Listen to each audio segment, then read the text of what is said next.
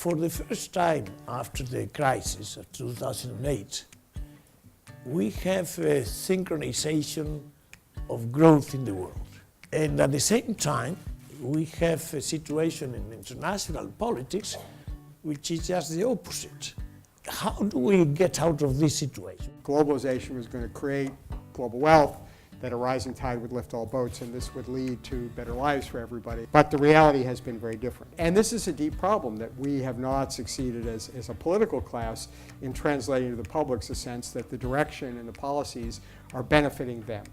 And that's why you see the populism, that's why you see this revolt against the establishment. There are lots of phenomena that are behind President Trump's election, for example, but the single most important one from my point of view is just a rejection of the political class. Unless we find a kind of that transmission mechanism that takes those macro improvements and translates them into quality of life and perceptions of quality of life for our publics, it's not going to matter that much. All the mechanisms that used to create value for people in their lives are being eroded. The things that provided sense of value, a place of identity to people are being eroded by these systems, and there's nothing to replace them.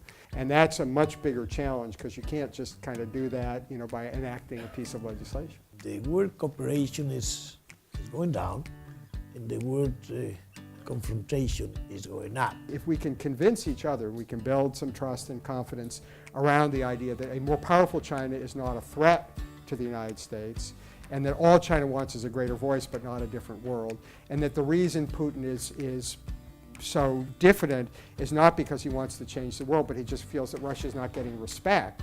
You can manage that. You can find ways for those of us who've been the dominant powers, the United States, Western Europe, to accommodate a voice for those countries because we don't have a lot to lose. They get a voice, but their voice is not going to be a voice that's going to propose something that's bad for us.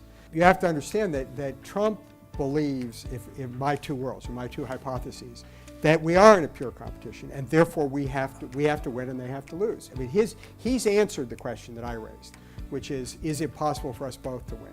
His view is no. I think there is still strong support for the idea that cooperation is possible, and indeed that cooperation is necessary to deal with many of the big problems. I think the country is divided, but it is certainly not categorically embraced the Trumpian view of this war of all against all.